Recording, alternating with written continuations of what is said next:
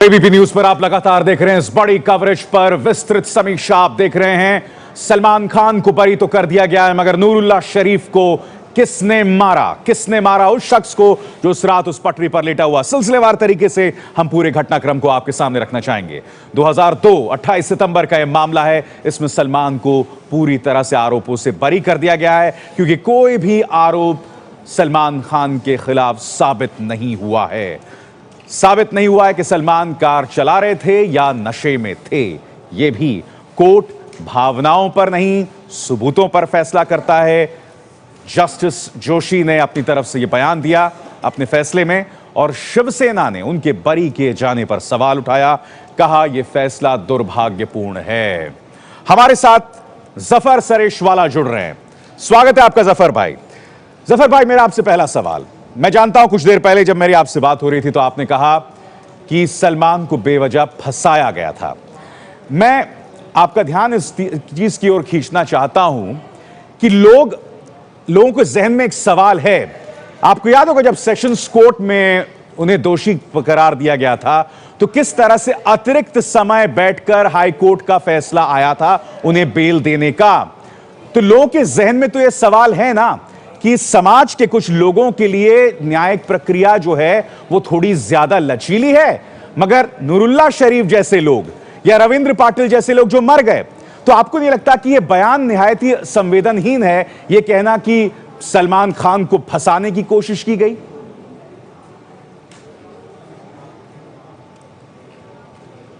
नहीं, देखिए, मैंने जो बात आपको कही थी वो उस वक्त की कही थी, यानी 2002 जो 28 सितंबर की जो बात आपने कही, तो ये तो फैक्ट है। आप तहकीक कर सकते हैं कि जिस वक्त एक्सीडेंट हुआ दूसरे दिन सलमान खान जब हाजिर हुए पुलिस स्टेशन में और एक्सीडेंट के तहत गिरफ्तार करके उनको 950 रुपए की बेल पे छोड़ दिया था। उसके बाद 15 दिनों के बाद ये 304/2 कल्पेबल होमिसाइड की धारा लगाई गई थी। तो मेरा सवाल उस बात पर था। खैर, उस पर केस चला। सेशंस कोर्ट ने सलमान खान को 5 साल की सजा सुनाई। तब भी मैंने ये कहा था, जब फैसला आया था, शायद आप ही की चैनल पे मैं था, कि ठीक है, सर आंखों पर। और सलमान खान के लिए हाई कोर्ट है, वो हाई कोर्ट में गए। ये सारी बातें हाई कोर्ट में रखी गई। प्रोसिक्यूशन ने अपनी बात रखी, डिफेंस ने अपनी बात रखी, और जज ने यह फैसला किया। तो मेरा सिर्फ इतना कहना है कि जज ने जो फैसला किया है उसको हमें सर आंखों पर लेना चाहिए। नहीं जफर भाई, अगर सलमान खान को सजा मिल जाती तो खुश हो जाते कि सलमान खान को बेनिफिट ऑफ डाउट मिला है, क्योंकि खुद इस अदालत के फैसले में बात आई है कि प्रोसिक्यूशन का रवैया जो है वो बहुत चुस्त नहीं था। प्रोसिक्यूशन के पूरी भूमिका पर सवाल उठाया गया इस फैसले के अंदर, और आभा सिंह ने तो यह तक कह दिया कि प्रोसिक्यूशन ने मदद की है सलमान खान की। तो खुद अदालत का यह फैसला प्रोसिक्यूशन की भूमिका पर सवाल उठा रहा है। तो ये तो महज बेनिफिट ऑफ डाउट है ना जो सलमान को मिला है।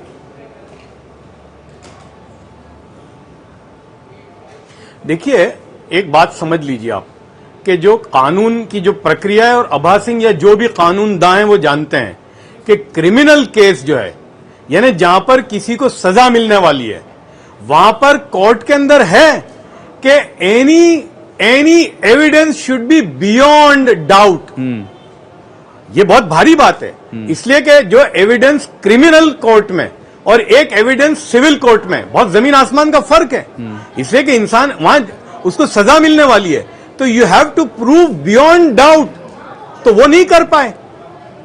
नहीं, तो ये हाई कोर्ट के जज ने फैसला किया है ना। नहीं, मैं ये कह रहा हूं, तो मैं आपसे कह रहा हूं, ये फैसला प्रोसिक्यूशन की भूमिका पर भी सवाल उठाए जफर। उन्होंने प्रोसिक्यूशन की भूमिका पर भी सवाल उठाए। यही मैं आपसे कह रहा हूं, सलमान को बेनिफिट ऑफ डाउट मिला है।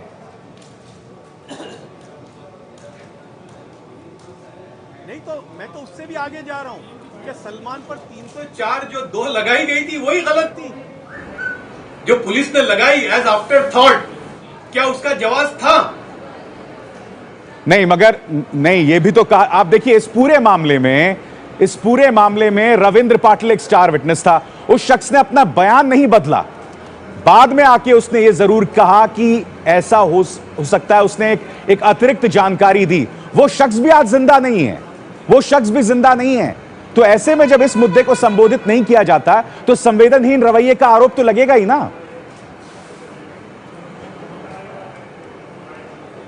भाई देखिए, रविंद्र पाटिल जो है उसको क्यों नहीं संभाला पुलिस ने?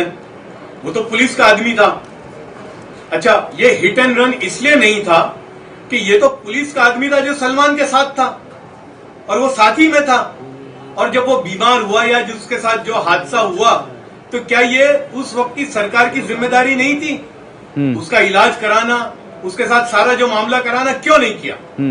तो बिल्कुल, यानी प्रोसिक्यूशन ने जो शुरू में ही किया, नहीं, जब आप सहानुभूति रविंद्र पाटिल के साथ करवा रहे हैं कि उसका उपचार होना चाहिए, तो रविंद्र पाटिल का बयान था, ये फैसले से कोई आपत्ति रविंद्र पाटिल का बयान का ये भी तो पहलू था ना जफर भाई, जिसमें उसने सलमान को मशवरा दिया था कि आप शराब पी के गाड़ी ना चलाएं, ये भी तो उसका बयान था। रविंद्र पाटिल के बारे में ऑनरेबल जज ने क्या कहा जी, कि this witness is not reliable, he is unreliable witness.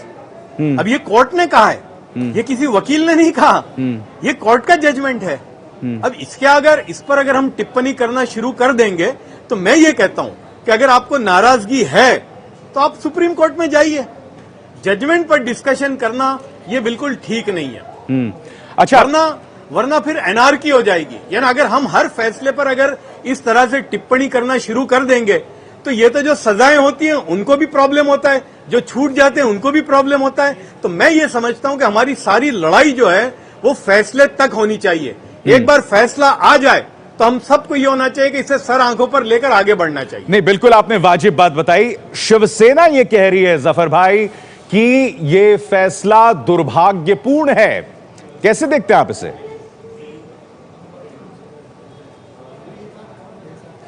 भाई, शिवसेना के बड़े बड़े लीडरों के खिलाफ बहुत सारी चीजों में छूट गए तो वो दुर्भाग्यपूर्ण नहीं थी। हेट स्पीचेस के अंदर उनके लोग इन्वॉल्व थे और उन पर कोई केस नहीं चला और वो छूट गए, तो वो दुर्भाग्यपूर्ण नहीं थी। ये तो ऐसा हो गया कि भाई मेरे खिलाफ अगर फैसला है तो दुर्भाग्यपूर्ण, मेरे तरफ में फैसला है तो बहुत अच्छा। ये बिल्कुल इन लोगों की, और देखिए सियासी पार्टी के जो लोग हैं उनकी बात को बहुत ज्यादा वजन देने की जरूरत नहीं है। जफर भाई, मैं जानता हूं कि आप सलमान के बेहद करीबी हैं। मैं कुछ प्रतिक्रियाएं पढ़ रहा था, मसलन जैसे आपको याद होगा कि सिंगर अभिजीत का निहायत ही संवेदनहीन बयान, जिसमें उन्होंने कहा था भाई पटरी पर लेटने का हक क्या है इन लोगों को। अब मैं शोमैन सुभाष घई का एक बयान पढ़ रहा हूं कि बेचारे सलमान खान को अब 50 साल की उम्र में अपना परिवार शुरू करना होगा। आप ऐसे बयानों से इत्तेफाक रखते हैं? बिल्कुल नहीं। देखिए, ये बयानात जो हैं, इन बयानों से तो सलमान खान को भी आपत्ति थी, उनके घर वालों को भी थी। वो जो आपने अभिजीत साहब का जो सुनाया, इसलिए कि देखिए सलमान खान की फैमिली को अगर आप देखें, मैं कम से कम 15 साल से जानता हूं। अगर आपको देखना है तो रोजाना कम से कम 50 या 60 लोगों, गरीबों की वो मदद करते हैं रोज। तो जो फैमिली, जो खानदान गरीबों की मदद करता हो, हर किस्म की उनकी मदद करता हो, ये जो फैमिली है, जो हादसे में ये नूरुल्लाह जिनका इंतकाल हो गया और जिनको जो इंजरी हुई, उनके लिए भी उनको सहानुभूति है। अभी भी मेरी बात हुई सलीम साहब से इससे पहले, तो सलीम साहब ने कहा बिल्कुल, बोले इर्रिस्पेक्टिव ऑफ जजमेंट, वो गरीब हैं, वो परेशान हैं, जो हुआ वो हम उनके लिए हमेशा खड़े रहेंगे। उनकी जो तकलीफ है, उनकी जो परेशानी, एक हादसा था, और ये तो सलीम साहब के लफ्ज हैं कि 1 करोड़ रुपए भी अगर हम उनको दे दें तो जो जान गई है वो तो वापस नहीं आने वाली। ये एक एक्सीडेंट है। और बिल्कुल ये इस किस्म के जो बयानात जो आपने दोहराए अभी, ये बिल्कुल सलीम साहब और उनकी फैमिली और सलमान उससे बिल्कुल इत्तेफाक नहीं रखते। ये बिल्कुल सही नहीं है, बहुत गलत है, इररिस्पॉन्सिबल स्टेटमेंट है ये।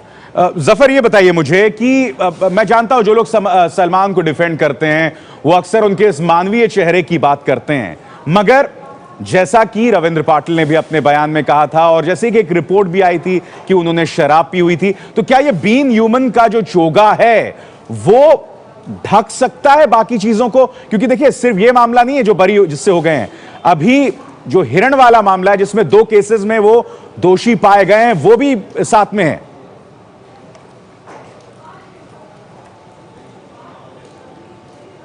नहीं देखिए, बीइंग ह्यूमन तो बहुत सालों से चल रहा है। ये कोई देखिए, ये चैरिटी जो है ना, ये ऐसी चीज नहीं है कि एक्टिंग हो सकती है इसमें, ये सडनली नहीं हो सकती।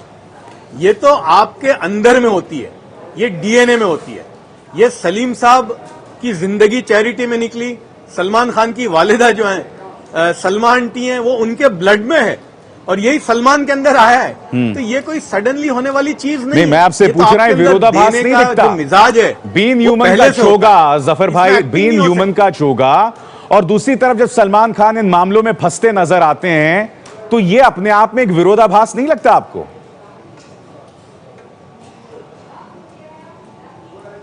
देखिए, ये जो मामला है, इसका तो फैसला आज आ गया। जो भी है भाई, एक्सीडेंट था, ठीक है। और वो जो है, जो आपने राजस्थान का जो बताया, उसमें भी बहुत सारी ग्लेरिंग वो चीजें हैं।